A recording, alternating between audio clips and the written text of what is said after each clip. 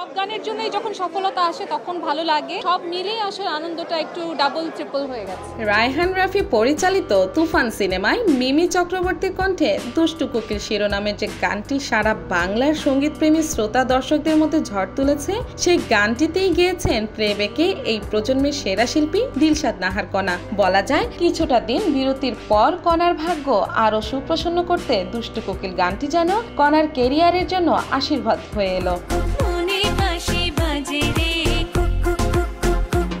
প্রায় ১.৫ যুগ ধরে গানের সঙ্গে মিশে আছেন দিলশাদ নাহার কণা। লম্বা এই সময়ে অনেকগুলো জনপ্রিয় গান উপহার দিয়েছেন সুকণ্ঠী এই গায়িকা, বলাই বাহুল্য। বর্তমান সময়ে দেশের সবচেয়ে সফল গায়িকাদের একজন তিনি। বর্তমানে তাকে মিউজিক কুইনও বলা হয়। প্লেব্যাক, অ্যালবাম দু জায়গাতেই অসংখ্য গান গেয়েছেন এই গায়িকা। দীর্ঘ সময় ধরে সঙ্গীত ভুবনে রাজত্ব করেছেন তিনি।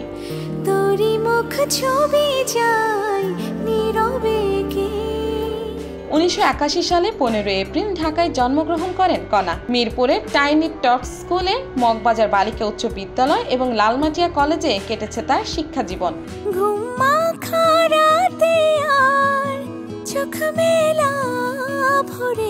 নিজের প্রথম একক অ্যালবাম জ্যামিতিক ভালোবাসার বড় বোন ও পরিবারের উৎসাহে গানের ভুবনে পা রাখেন কণা। বড় বোন এক ওস্তাদের কাছে গান শিখতেন।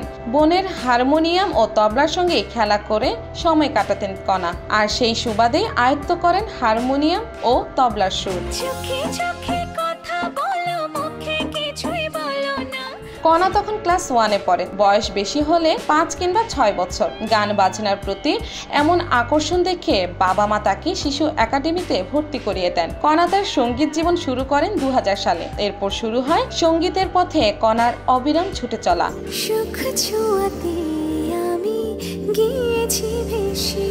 2006 সালে প্রকাশিত হয় কণার প্রথম একক অ্যালবাম জ্যামিতিক ভালোবাসা। তার দ্বিতীয় একক অ্যালবাম ফুয়াদ ফিচারিং কণা বের হয় 2008 সালে কণা নামে। 2 বছর বিরতির পর বাজারে আসে ফুয়াদ ফিচারিং কণা অ্যালবামটি।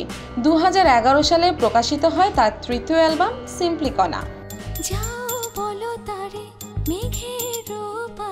ইমন সাহার হাত ধরে একটি বিজ্ঞাপনের জিঙ্গেলে কণ্ঠ দেওয়ার সুযোগ পান কণা। পরবর্তী সময়ে প্রায় 500 জিঙ্গেলে কণ্ঠ দিয়েছেন তিনি।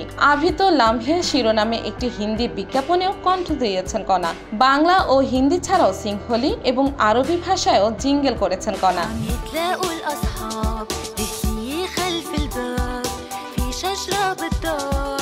এছাড়া দিয়েছি তোকে দিল, ওহে শ্যাম, তুই কি আমার হবি রে, হেইলা দুইলা না, ও টাকা তুই আমার কলিজা, আর জান সহ আরো বহু জনপ্রিয় সিনেমার গান রয়েছে কণার কণ্ঠে। এই পুরস্কারটা, এই প্রাইজটা অ্যাকচুয়ালি আমার জন্য খুবই আকাঙ্ক্ষিত, কারণ অনেক বছর ওয়েট করেছি এটার জন্য।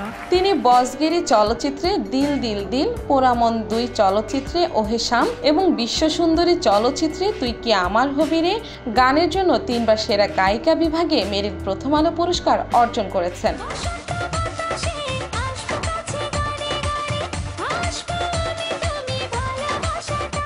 সব বয়সের সঙ্গেই তিনি নিজের কণ্ঠকে মিলিয়ে নিতে পারেন কণা। ছোটবেলায় আফজাল হোসেনের পরিচালনায় বেঙ্গল বিস্কুটের বিজ্ঞাপন চিত্রে মডেল হয়েছিলেন কণা। ছোট্ট মেয়ের কণ্ঠে কামড়ে কামড়ে মজা কথাটি সে সময় বেশ প্রশংসিত হয়। মুঠোফোন সেবা দানকারী প্রতিষ্ঠান রবির বিজ্ঞাপন চিত্র বাসে কণ্ঠ দিয়েও তিনি সুনাম করিয়েছেন। সৃষ্টিকর্তা তার কণ্ঠে দিয়েছেন জাদু, যা দিয়েই তিনি জয় করেছেন সব বয়সে মানুষের মন।